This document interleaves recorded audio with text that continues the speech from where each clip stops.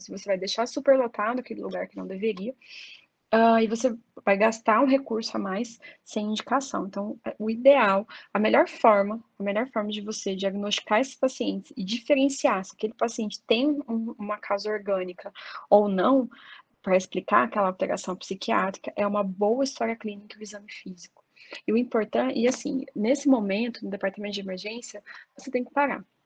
Então, assim, não adianta ter pressa e querer avaliar todo mundo ao mesmo tempo. Eu sei que é exigido que a gente tenha velocidade, toda a equipe e os outros pacientes, mas você precisa entender que aquilo é o melhor para o paciente e é mais seguro para o paciente. E para você também, né? Para você se respaldar. Então, o ideal é que você pare, respire fundo, tente não ser um espelho, não deixar o paciente ser um espelho, não deixar ele te incomodar. Eles podem tentar fazer isso, assim, mas você tem que entender que não é assim, não é algo contra você, é o paciente que tem um problema e precisa de ajuda. E nesse momento, nesse primeiro momento, você precisa identificar se aquele distúrbio, na verdade, é uma doença orgânica que está colocando aquele paciente em risco. Então, tem que respirar fundo e avaliar esse paciente com calma.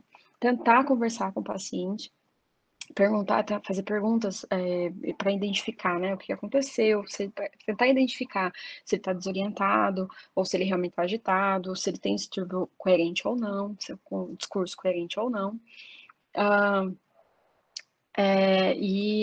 Enfim, tentar, principalmente escutar, parar e escutar o paciente, deixar ele falar, escutar de uma forma empática e aberta. Só a história clínica, ela tem uma sensibilidade de 94% para identificar esses pacientes, para vocês verem como isso é importante. Não se compara aos testes, exames laboratoriais que chegam em torno a 20%. Bom, o que a gente pode perguntar para esses pacientes? Isso aqui é uma avaliação americana, talvez ela não seja, assim, extremamente fidedigna para nós, mas eu acho que é uma forma da gente poder adaptar. Então, você tem que tentar deixar o paciente falar, conversar com uma postura aberta, perguntar onde que você mora, com quem que você mora, quem que te sustenta, você tem algum problema judicial? Talvez isso não seja tão relevante para a gente, mas não sei, vale a pena também perguntar. É porque está associado nos Estados Unidos a pacientes que têm problema judicial, está relacionado a quadros psiquiátricos. Se o paciente já esteve preso, se usa algum tipo de substância de abuso, se ele usou, né? Onde que ele estava antes de chegar no departamento de emergência?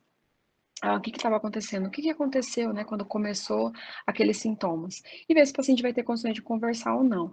Se ele não tiver condições de conversar, é importante que você tenha um familiar, alguém que esteve presente ali. E outra coisa muito importante é tentar pegar a história colateral, que é justamente dos familiares, da equipe de saúde, se o paciente veio trazido pelo SAMU, perguntar onde que o paciente estava, onde que ele foi encontrado, se ele estava na casa, como é que estava a casa, se tinha sinais de violência, se tinha medicações, se o paciente pode ter se intoxicado, se ele poderia estar usando drogas, enfim, as condições de vida do paciente, se poderia ter alguma outra forma de intoxicação. O familiar, né? Perguntar como que o paciente estava nos últimos dias, se teve alguma mudança de comportamento, se começou a usar alguma medicação nova, se teve febre, se teve alguma infecção que melhorou ou não nos últimos dias, se teve presente, se alguém esteve acompanhando esse paciente nesses últimos dias, tem histórias anteriores. Se é um paciente que faz visitas, né, recorrentes ao departamento de emergência, buscar no prontuário também desse paciente. Enfim, tentar realmente montar o máximo possível de história. Então, ser médico é isso também. A gente faz um trabalho investigativo, que é uma coisa, assim, bem interessante. Bom, então, fatores que estão relacionados ao paciente ter uma doença orgânica. Então, se o paciente nunca teve uma história psiquiátrica e ele começou agora, né, e é um paciente que tem já principalmente uma idade avançada, com quadro psiquiátrico novo, isso fala a favor de doença orgânica. Se o paciente, como esses sintomas começaram entre horas a dias, também fala mais a favor de sintoma orgânico. Se o paciente está queixando de cefaleia, então cefaleia é um sinal importante, está mais relacionado à doença orgânica do que a quadro psiquiátrico. E se o paciente começou a usar alguma medicação recente, se ele começou o uso de alguma medicação, qualquer medicação, tem que pensar em doença orgânica, então aquele distúrbio psiquiátrico ser secundário a uma intoxicação ao efeito colateral do uso daquela medicação. Fatores de riscos relacionados puramente à doença psiquiátrica. Então, o paciente que já tem história de doença psiquiátrica, mas não faz a gente descartar imediatamente, mas está mais relacionado, paciente jovem. É importante nessa questão da história da doença psiquiátrica a gente perguntar se esse paciente tentar não não fixar no diagnóstico que o paciente dá. Se ele fala assim, eu tenho transtorno bipolar, mas tentar investigar as medicações que ele toma, os sintomas que ele tem, que é mais fidedigno do que o paciente falando, necessariamente dando um diagnóstico fechado. E se esse paciente é jovem, se iniciou sintomas de semanas a mês. Então, se o início dos sintomas for mais arrastado, está mais relacionado à doença psiquiátrica, tá? Eu tive um caso emblemático quando eu era residente de clínica médica, de um paciente idoso que foi diagnosticado com esquizofrenia, muito raro, esquizofrenia abrindo paciente idoso, assim, todo mundo achou muito estranho. E no final das contas, o paciente tinha um AVC. Então, a gente tem que tomar muito cuidado com isso, a gente não pode deixar passar esses sintomas, tá? Outra forma de avaliar o estado mental do paciente, essa escala, é uma escala, eu não sei se ela tem, eu pensei nisso agora, eu vou até olhar se tem alguma calculadora, mas é uma escala que ela é equiparável ao Mini-Mental, e o Mini-Mental é enorme, o ideal é que a gente fizesse o Mini-Mental nesses pacientes, mas, enfim, no departamento de emergência é difícil, né? Isso aqui ele é muito grande pra gente fazer. E eles compararam essa escala com o Mini-Mental e ela parece que ela é compatível. E aí você só vai perguntar pro paciente, então, que mês que tá, para ele repetir uma frase. Talvez a gente poderia adequar isso aí para o português, o endereço. E aí pedir, então, depois perguntar, né, que horas são, né? E aí pedir para o paciente contar ao contrário de 20 para 1, para ele falar também os meses do ano ao contrário, e aí ele repetir de novo aquela frase que a gente pediu para ele falar no começo. Cada ponto que o paciente dá, ele ganha um ponto. Cada parte desse daqui que ele responde correto, ganha um ponto. E aí, acho que esses 3 primeiros multiplica por 2 e no final faz a soma. Toda vez que ele errar, ele perde um ponto. E aí, se for maior ou igual se for maior que 11, é bom. Então, provavelmente ele não está confuso, né? Ele tem o quadro neurológico bom. Se for menor, está mais relacionado à confusão. Como é um pouco mais complicado, o ideal é que a gente tivesse ela também com certeza ela deve ter uma dessas dessas calculadoras médicas. Seria uma forma de avaliar o estado mental desse paciente.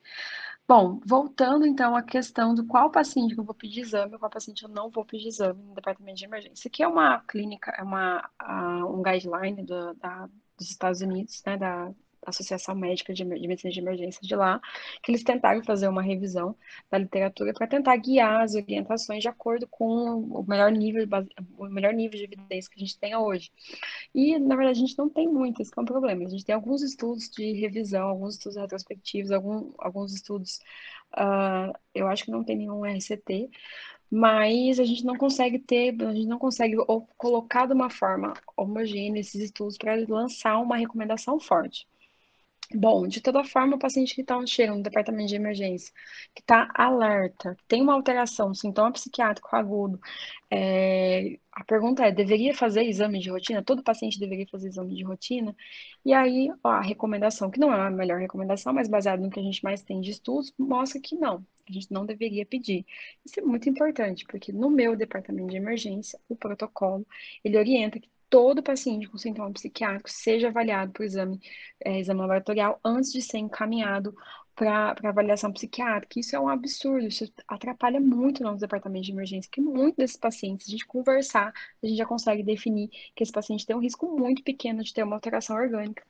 Mas, infelizmente, como a gente teve muitos casos de pacientes que foram encaminhados sem ter uma avaliação adequada e que no final tinham uma doença orgânica, a gente acabou chegando nisso. Mas eu espero que a gente mude daqui para frente. A mesma forma, avaliando se o paciente teria indicação de fazer uma tomografia no departamento de emergência, e aí, da mesma forma, a recomendação ela é nível C, então não é a melhor, não é a mais forte, porque os estudos não são tão bons. Mas ele fala o seguinte, da mesma forma que a gente tem que avaliar paciente por paciente, que não é porque o paciente está no departamento de emergência que ele tem que fazer uma tomografia, mas se o paciente tiver um quadro novo e tiver um déficit neurológico, sim, ele deve fazer a tomografia, claro, obviamente, mas a gente tem que individualizar essa indicação. E aqui mostrando um pouco mais como é complicado a literatura, né? Enfim, que basou essas recomendações. E aí a gente tem um estudo de 97 que avaliou todos os pacientes que tinham doenças psiquiátricas, né? Que foram internados no hospital psiquiátrico, e aí fizeram exame de todos esses pacientes, 352. E só 2 desses pacientes tinham uma hipocalemia sintomática.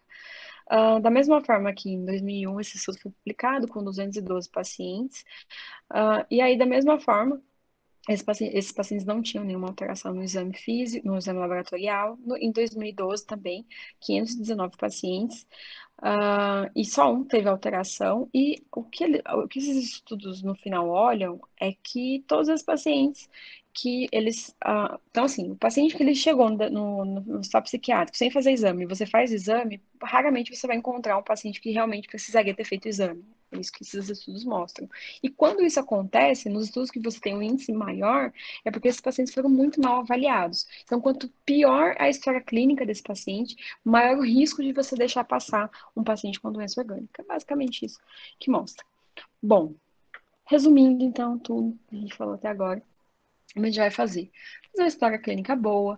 Eu vou avaliar se esse paciente tem história psiquiátrica prévia, se ele tem idade avançada, se ele tem um quadro mais característico de delírio ou psicose, se começou uma medicação nova, se ele teve convulsão antes de ter, né, esse quadro, se ele tem cefaleia.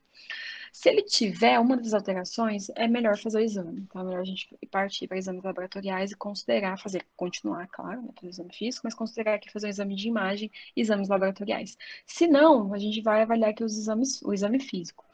Se tem algum sinal vital alterado, lembrar de aferir a temperatura e a glicemia, avaliar bem o nível de consciência, se não está flutuando também o nível de consciência, o exame neurológico também, se não tem um déficit neurológico, tem que examinar o paciente com cuidado, avaliar se o paciente tem sinais de imunossupressão ou uso de droga, mas não só é ver, não avaliar pele, mas também avaliar a narina do paciente, se ele pode ter algum tipo de uso de droga, e a boca, cavidade oral, né, se o paciente colaborar. Avaliar se o paciente tem alguma evidência de síndrome de intoxicação, alguma alteração de pupila, principalmente do sinal vital, e se o paciente tem evidência de infecção. Se ele tiver algum desses positivos, da mesma forma, a gente vai partir para os exames laboratoriais. Se não, e a gente vai fazer a última avaliação mental. Então, o paciente ele pode ter uma alteração psiquiátrica, ele pode ter agitação, ele pode ter alucinação, mas não necessariamente ele vai estar desorientado. Se ele estiver desorientado, fala também a favor de você fazer exames laboratoriais. E isso que eu achei muito interessante, eu não consegui achar a referência dessa orientação aqui, mas isso tem no Tintinales e tem em alguns artigos também, que se o paciente tem alucinação visual, isso fala mais a favor de causa orgânica. Então, alucinação auditiva fala mais a favor de causa psiquiátrica, auditiva, sensitiva. Mas se o paciente te fala que ele está vendo coisas, isso fala a favor de causa orgânica. Então, o ideal é que você também faça uma investigação melhor, passe para exames de imagem. Bom, se der tudo não, aí você então não tem necessidade de fazer nenhum exame adicional. Você pode encaminhar esse paciente diretamente para a psiquiatria. Bom, agora vamos falar de como a gente maneja esses pacientes com agitação no departamento de emergência. Como eu falei, a segurança, né, da equipe para o paciente e para, enfim, para as pessoas em volta do paciente, para familiares, começa antes. Então, o ideal é que, quando você abre um departamento de emergência, você já saiba que você tem um risco de cada vez aumentado, né, de ter que atender um paciente com agitação e agressividade no departamento de emergência, e que você tenha um lugar de acordo já preparado, uma sala preparada para isso.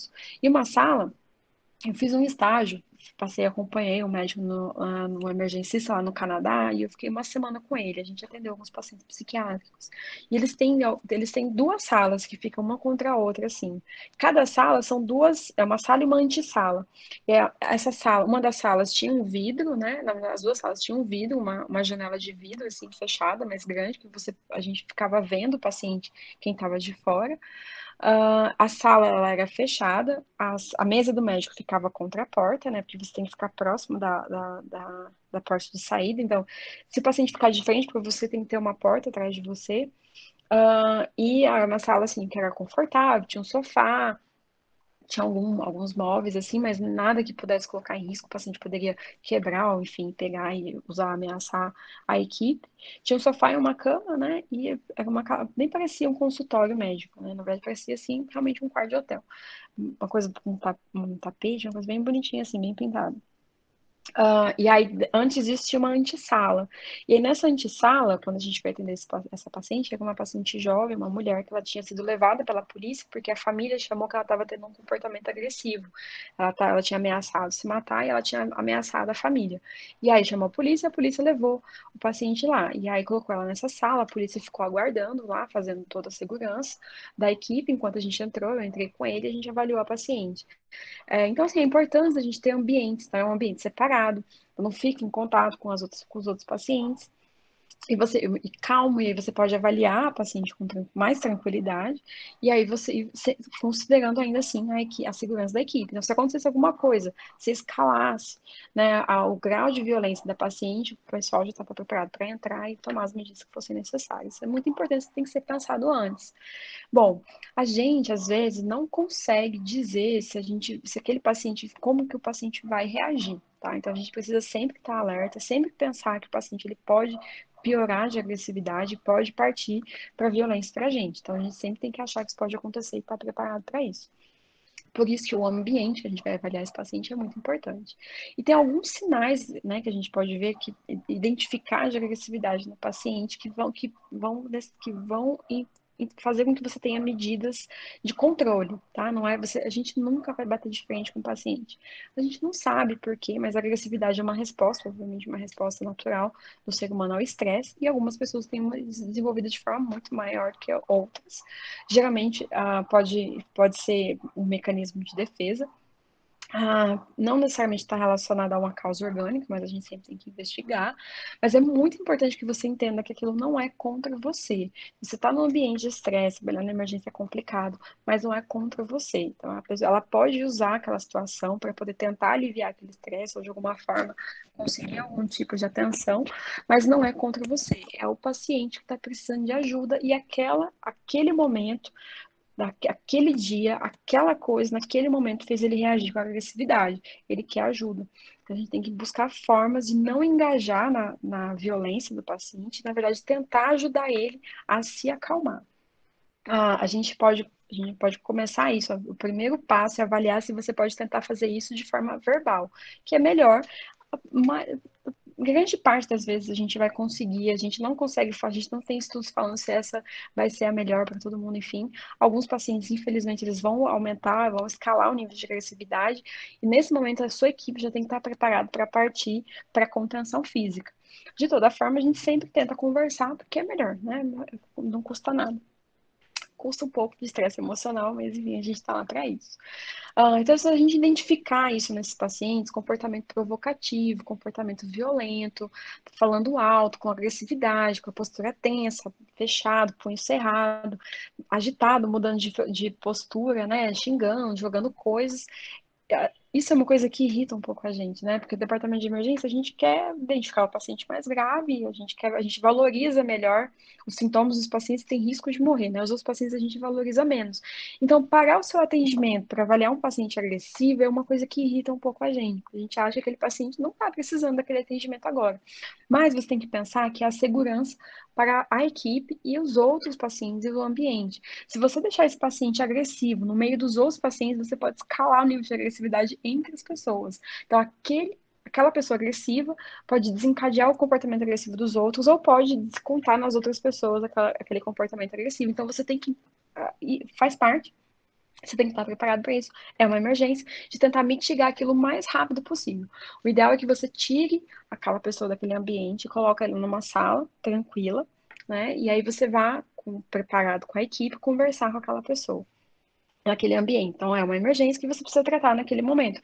Não deixe esperando, não peça para se acalmar, não bata de frente, porque isso pode realmente piorar, tá? Não é contra você, é a pessoa que está precisando de ajuda e você precisa arrumar uma forma de tentar ajudar sem engajar na violência, sem engajar no comportamento. Às vezes, os pacientes podem ter comportamentos manipulativos, deixando muito claro que aquele lugar é um lugar seguro que não é tolerado violência ali, ele não vai ser beneficiado pela violência, mas que ele precisa se acalmar e, enfim, entender que aquilo vai ser melhor para o ambiente, tá? E aí você vai precisar, em alguns, a gente vai tentar sempre conversar, mas em algum momento você vai precisar avaliar se esse paciente vai ter que ser contido, se ele, claro, como eu falei mais uma vez, se ele tiver algum porte de arma ou de alguma coisa, ele tem que ser sempre, tem que chamar a polícia, a segurança, ele tem que ser desarmado antes da avaliação médica.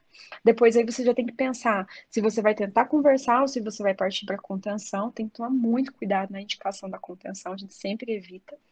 E aí, se você vai, ou se você vai conversar e fazer uma medicação, a gente consegue fazer isso a maioria das vezes, ou então se a gente vai partir para contenção e medicação. A gente sempre vai tentar o descalamento verbal. E aí é a questão de você conseguir conversar. Eu achei isso aqui muito interessante, esse dado que ele coloca nesse artigo, de você chegar, né? Então, separar o paciente do lugar. E aí, quando você se apresentar, e você oferecer. Se esse paciente ele quer tomar uma água, se ele quer comer alguma coisa, se for possível lá, porque isso, você oferecer algo que é tão básico para o nosso instinto de sobrevivência, que é comida e água, faz com que a pessoa se sinta importante para você, que ela entenda aquele momento como importante, pode ser uma forma de você adquirir confiança naquela pessoa. Só que tem que ser imediato, tá? Também não pode mentir para o paciente. E aí, isso talvez seja uma forma de quebrar aquele momento para conseguir iniciar, né, o trabalho de tranquilizar o paciente. Respeitar o espaço do paciente, esses pacientes eles podem estar se sentindo acuados, né, eles podem estar se sentindo, porque, enfim, pode acontecer, né, da equipe em toda ficar agressiva e tal, ele pode achar que ele, enfim, tá correndo um perigo. Então, dar pelo menos 1,5 m, 2 metros de espaço desse paciente, eles falam pelo menos 2 braços de distância. Não ser provocativo, então não engajar na violência, né? Sempre ter uma postura aberta, não fazer contato visual direto, olho no olho, para não parecer agressivo, mas olhar com empatia, com uma postura de que está ouvindo, falar bem com esse paciente, usar sempre linguagem simples, né, para o paciente entender, identificar os sentimentos, então, perguntar ao paciente, né, o que você está esperando, como a gente pode ajudar para o paciente falar e você engajar aquilo e ouvir realmente o que o paciente está falando, tentar concordar com o paciente, ou pelo menos concordar e discordar, né, eu entendo que você esteja se sentindo assim, mas a sua postura está colocando em risco, está deixando as pessoas preocupadas, estabelecer regras e limites claros, tem que ficar muito claro para o paciente que violência não é tolerada naquele ambiente, tá? Que se for necessário, medidas serão tomadas, então, que ele precisa, enfim, entender isso. E oferecer sempre opções com otimismo, né? Opções de você vai fazer medicação, então talvez se você está se sentindo assim, a gente pode oferecer medicação que vai te fazer se sentir melhor, vai ficar tudo bem, a gente está aqui para te ajudar, para te proteger. E aqui é um vídeo mostrando mais ou menos essa abordagem. Vocês vão conseguir ver que aqui é uma simulação, então não é um paciente de verdade, é um ator e um médico psiquiatra, que são um médico psiquiatra famoso. Ó, ele está tentando sair, né? Tá agitado o paciente. Aí a postura, né, do psiquiatra. Sempre a postura aberta, as mãos abertas, um do lado do corpo, né? Sem sinais de abertura, o corpo um pouco inclinado, até dobrar um pouquinho o joelho, sempre olhando para o paciente, tentar conversar, ouvir o paciente.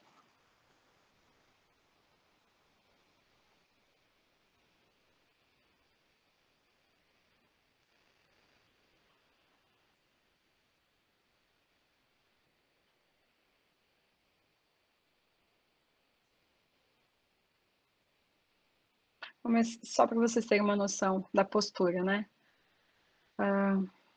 E aqui, bom, aí a gente vai tentar isso, conversar com o paciente, perguntar, uma coisa que funciona muito bem é perguntar para o paciente o que você acha, o que você gostaria que a gente fizesse para te ajudar. Não necessariamente você vai fazer aquilo que o paciente espera, como nesse exemplo o paciente ele pede para ir embora. Então, talvez você não vai conseguir realmente liberar esse paciente, talvez ele tenha um sinal de alguma alteração psiquiátrica, mas o fato do paciente parar para pensar, né? Às vezes ele mesmo chega à conclusão de que não tem nada que possa ser feito a não ser ele esperar, por exemplo, para ser atendido, ser medicado. Então é importante isso. Eu acho que uma das coisas que melhor ajuda a diminuir conflito na emergência e a descalonar o paciente em situações de agressividade é perguntar isso para o paciente: como a gente poderia te ajudar? O que a senhora acha que a gente poderia fazer para poder te ajudar? E deixar o paciente falar e você vai poder fazer aquilo ou não. É muito importante não mentir para o paciente, não falar, rapidinho a gente vai te colocar numa cama, rapidinho a gente vai te dar alta. Não faça isso se você não tiver certeza absoluta que aquilo vai ser feito. Se tiver alguma dúvida, não faça falsas promessas, porque se o paciente entender que aquilo é mentira, ele pode piorar. Você pode ter uma escalada muito maior. E aí, se você fez isso e não funcionou de alguma forma, por algum motivo, deu errado, pode acontecer. De repente, o paciente não vai ver a sua cara. Isso acontece. Às vezes a gente não vê a cara das pessoas, e aí o paciente está agitado, você faz alguma coisa que o paciente se sente ameaçado e escalona, ele fica agressivo. E aí pode colocar a equipe em risco. Nessa hora, a sua equipe tem que estar preparada para conter o paciente. Conter o paciente nunca é coisa de uma pessoa só. Existem técnicas para isso. Eu não coloquei aqui, porque a gente vai ficar horas e horas falando, mas eu achei importante mostrar um paciente contido de forma adequada, tá? Então, assim, essa é a forma mais adequada e mais segura para o paciente. Infelizmente, a gente não tem essas macas, né, no departamento em todos os hospitais aqui no Brasil, mas o ideal é que a gente tivesse. Então, a gente tem que conter o paciente, se contém aqui nas pernas, né? Tem as grades levantadas aqui para o paciente não cair, sempre com muito cuidado, tá, gente? Nunca a gente vai fazer isso. A gente está fazendo isso para a segurança do paciente, para a equipe. É uma coisa temporária, isso não, a gente não é função do médico fazer punição, tá? Isso não é função do médico. Isso é função, sei lá, do Estado, quando o paciente comete um crime que vai ser punido sendo preso, tá? Então, isso é tortura, pensar em fazer punição. Então, ficar com raiva do paciente, então vou apertar até machucar, para ele não ficar se mexendo. Né? Isso não existe. Então, o paciente está agitado, provavelmente ele não sabe o que ele está fazendo, então, se tiver algum quadro orgânico, não é porque o paciente é ruim, né? Não necessariamente. Então, também não é a sua função fazer esse tipo de julgamento. A sua função como médico, a sua função numa equipe de saúde é cuidar do paciente, cuidar da sua equipe, cuidar das pessoas em volta. Bom, então a gente vai restringir esse paciente com cuidado, com material adequado para isso. E aí vocês vejam que a cabeceira está aumentada, está elevada em pelo menos 30 graus, e um braço ele está contido aqui em cima e um braço contido aqui embaixo, tá? Não é legal ficar os dois braços para baixo nem os dois braços para cima, tá? Essa forma é a ideal. E vocês vejam que aqui ele não tem uma contenção no tórax, tá? É perigoso aquela contenção no tórax, o paciente não ficar levantando. Então, conter o paciente assim é uma coisa que pode ajudar. Porque se você comprimir o tórax do paciente, você pode alterar o volume respiratório, esse paciente evoluir com alteração do quadro respiratório, até com risco até de fazer parada respiratória. Então, a gente evita aquela contenção. Às vezes tem que fazer por conta do formato das nossas camas de hospital. Mas essa é a forma mais segura da gente conter esses pacientes no departamento de emergência. E aí você faz a contenção física, tem que ser avisado ao paciente que ele vai ser contido, porque ele está em risco, apesar de que ele vai estar agitado, ele não vai entender muito bem o que você está falando, mas é importante avisar isso a ele. E é muito bem indicado, tá? A gente não pode conter as pessoas à toa. Tem que ter uma indicação precisa. Isso é momentâneo. A gente vai conter o paciente para tirar a equipe, por isso é mais rápido de fazer, tirar a equipe de risco, e aí poder medicar o paciente. Então, o ideal é que no final, esses pacientes agitados sejam todos medicados. Então a gente tem, também não vou ficar entrando em detalhes aqui, mas idealmente a gente pode ter um benzodiazepínico. Eu gosto muito de usar benzodiazepínico hoje em dia, principalmente o midazolam intramuscular, eu acho muito bom. E um antipsicótico de primeira geração ou de segunda geração.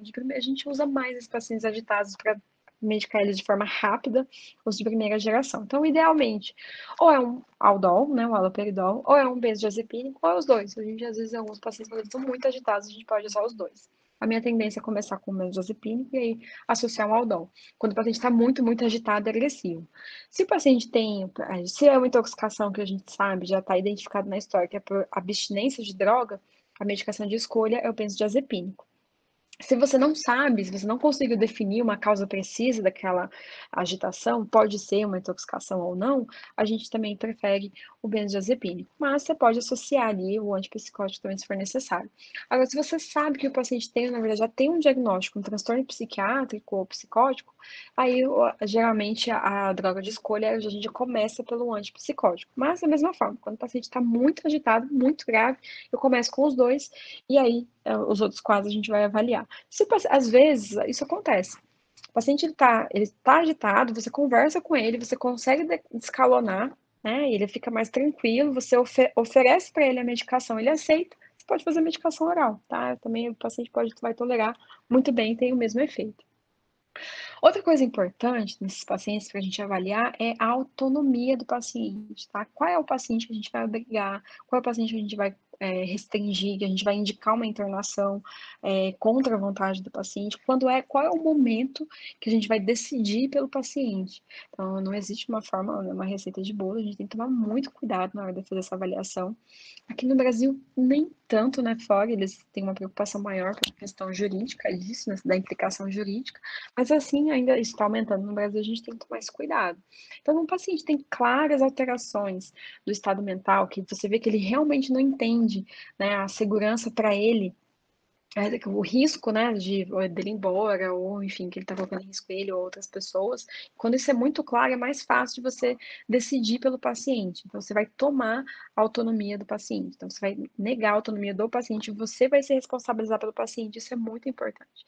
A partir do momento que você decide que aquele paciente tem que ficar internado, porque ele não entende, ele não tem cognição naquele momento para entender os riscos dele evadir ou dele não fazer uso daquele tratamento, quando você decide isso, a responsabilidade da autonomia da vida daquele paciente é sua. Então, ou, né, sua durante o plantão ou do hospital.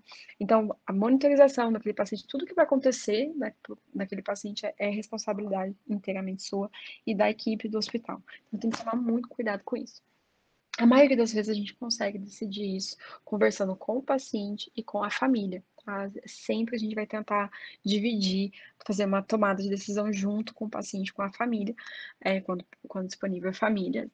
A maioria das vezes a gente consegue, quando a gente não conseguir, a gente tem que deixar isso muito bem registrado no prontuário do paciente, aquele paciente tinha sinais claros de que ele não tinha condições cognitivas de tomar decisões sobre o tratamento dele. Fazer uma pausa aqui, né? Mostrar uns filhotinhos para vocês. É uma conversa bem pesada, né? Eu sei que minha voz fala, fala, fala, fala. Eu sei que é meio enjoado, vou tomar aqui um gole de café. Nossa, já foi tudo isso. Gente do céu, nem vi. Estava sendo mais rápido.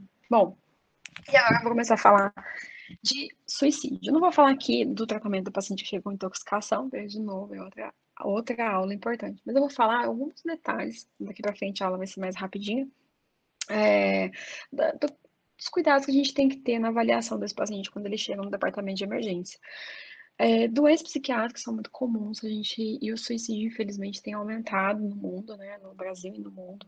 Nos Estados Unidos, em 2015, esses são esses dados, a gente teve 45 mil óbitos em um ano por suicídio, e no mundo inteiro foram 800 mil mortes em um ano. Então, assim, é um valor realmente muito alto, é extremamente comum. Esse paciente chega no departamento de emergência, a gente precisa tentar identificar fatores de riscos, né, que levem esse paciente a ter um risco aumentado de óbito, e formas de tentar prevenir isso, né, quando possível. E o suicídio, então, ela foi, em 2014, a 14ª causa de mortalidade no mundo. São pacientes extremamente difíceis de ser atendidos, a gente precisa mudar essa realidade. A equipe de saúde tem uma tendência a ter uma rejeição a esses pacientes, é muito difícil a gente entender pessoas que rejeitam a própria vida.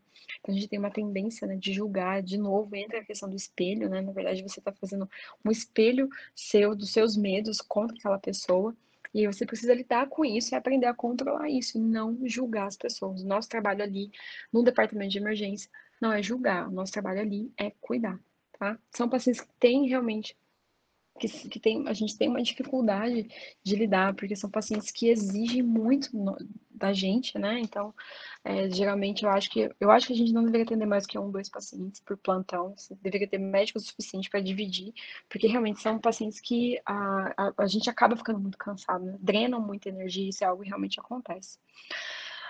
Quando esse paciente chega, né? Então, se eu estou falando do paciente, tem paciente que chega com intoxicação e você vai tratar, né? E aí você vai fazer essa avaliação secundária. Ou um paciente que chega com ideação, ou que teve uma tentativa que naquele momento não foi grave. E aí a gente tem que avaliar os riscos daquele paciente, se aquele paciente precisa ficar internado ou não, se aquele paciente vai precisar de uma avaliação mais rápida, se aquele paciente pode ir para casa. Como é que você vai fazer essa avaliação? A maioria dos estudos, a gente tem poucos estudos também nessa área, foram criadas várias ferramentas de preditores de risco para tentar identificar os pacientes que a gente poderia liberar para casa ou internar. Infelizmente, nenhuma dessas ferramentas foram adequadas, elas tiveram sensibilidade e especificidade adequada para a gente poder usá-las com segurança. Então, eu não quis nem falar sobre elas, porque eu acho que, enfim, não vai ajudar. Então, o que vai pesar é a tomada, é a avaliação,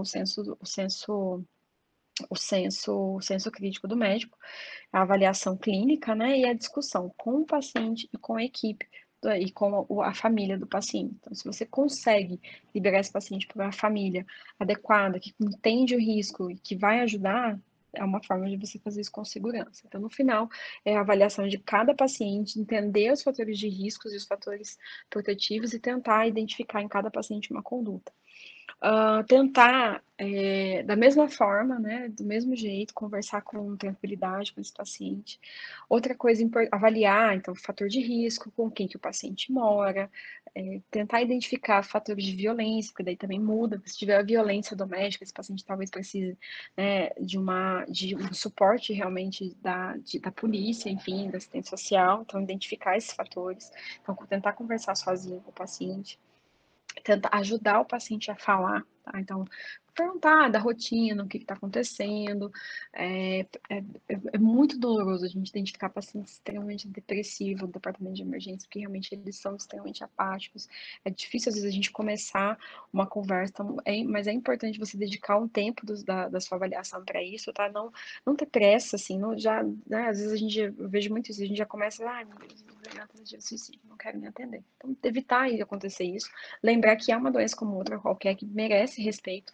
Não é legal, assim, eu não gosto de atender paciente com quadro psiquiátrico, porque exige muito da gente, eu acho que eu tenho um espelho muito forte, então eu me esforço muito, então realmente eu fico muito cansada nesses plantões, mas eu faço o meu melhor para tratar essas pessoas com o mínimo de dignidade, eu acho que todo mundo consegue fazer.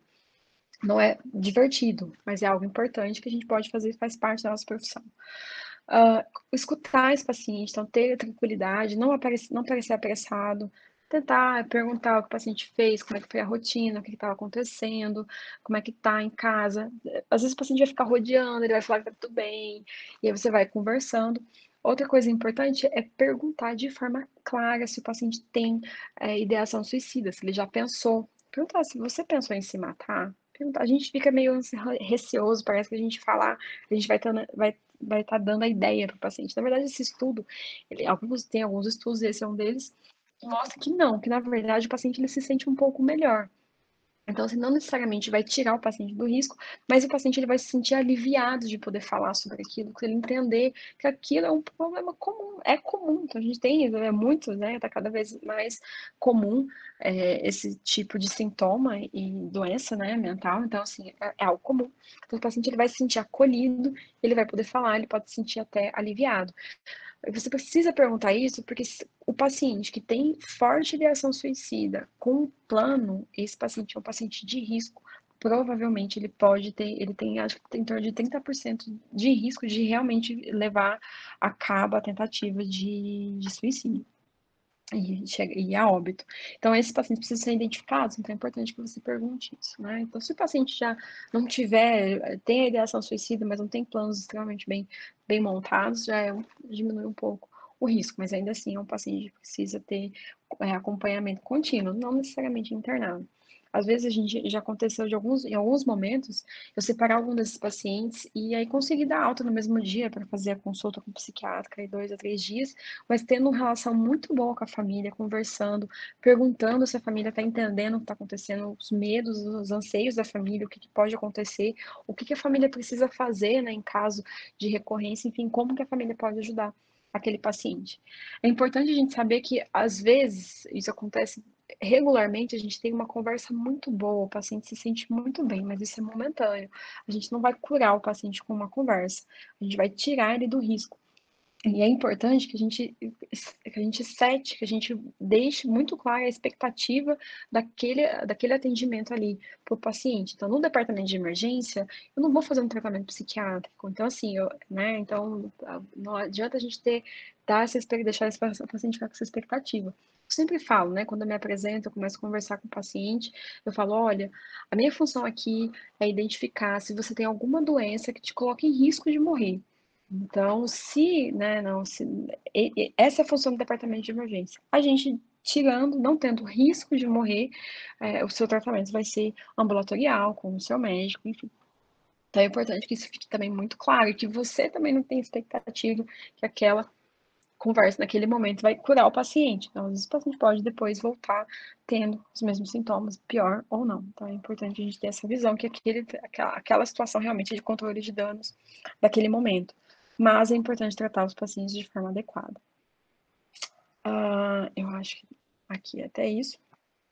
Outra subclasse desses pacientes são pacientes que eles têm sintomas psiquiátricos, né? Os sintomas, não, o famoso DNV, né? Que a gente tem evitado usar. A gente não fala mais paciente com distúrbio neurovegetativo, a gente chama esses sintomas de sintomas sem explicação médica. Então, pacientes têm dor torácica, taquicardia, que se acontece, chega a se contorcer no departamento de emergência, parestesia. Geralmente faz assim, como esse movimento assim é muito clássico, né? Quase patognomônico de doença psiquiátrica, de doença de distúrbio mental, não necessariamente doença psiquiátrica, mas de algum distúrbio da emoção, do humor. Então, são pacientes que podem ter personalidades muito difíceis, personalidades que chegam a ser manipulativas. Então, você tem que entender que esse é um traço da doença do paciente. Então, assim, não é porque ele é uma pessoa ruim, foi como ele aprendeu a sobreviver ao mundo, né? Então, a forma como ele sobreviveu, provavelmente a traumas, né? Enfim, N possibilidades de trauma, enfim, infinitas coisas pode ser. Então, a forma como ele encontrou de sobreviver àquilo, de conseguir atenção, de conseguir carinho, de conseguir algo do pai, da mãe, do irmão, do marido, foi tendo esse comportamento manipulativo. Então, essa é uma forma da pessoa viver. Não é contra você, não é porque a pessoa é ruim, é só a forma como ela se expressa. E aí você tem que entender isso, porque você tendo esse conhecimento, você se blinda. Então, você não vai deixar que aquele comportamento, não é porque você entende que a pessoa tem uma doença, que ela tem um quadro, ou um perfil, um traço, que você vai deixar ela usar aquilo para te manipular. Então, você tem que tomar cuidado, porque é realmente muito difícil lidar com esse tipo de paciente. E quando a gente tem resistência, o paciente sente, e às vezes acontece, tá? Não é, eu não sou a fofa e 100% das vezes dá certo. Às vezes não dá, às vezes eu não consigo. Então, às vezes, eu vou passar o paciente para outro médico, enfim, eu vou deixar para uma reavaliação secundária depois, porque eu não consegui ter um bom relacionamento com o paciente, acontece. Mas você tem que reconhecer isso e tentar. Eu sempre penso assim, não é comigo. Então, assim, isso é uma coisa do paciente, não é comigo. Eu tô aqui para ajudar ele. E da mesma forma. Então, às vezes o paciente chega agitado, gritando, enfim, eles tentam, sabe? Falam de forma, enfim, tentando, são sintomas completamente inespecíficos, e às vezes eles tentam fazer a família se sentir mal, se sentir culpada, o que é importante é você não entrar. E aí você, da mesma forma, deixar muito claro, olha, eu vi aqui os seus sinais, você não tem, tô vendo aqui, você não tem, a saturação não tá baixa, a sua oxigenação tá boa, o seu pulmão tá limpo, a sua pressão tá boa, o batimento cardíaco tá bom. Eu não estou falando que você não está sentindo nada. O que eu estou falando é que o que você tem, o que você está sentindo agora, que é real, não está te colocando em risco. E essa é a minha função aqui no departamento de emergência, é saber se você tem alguma coisa ou não que te põe em risco.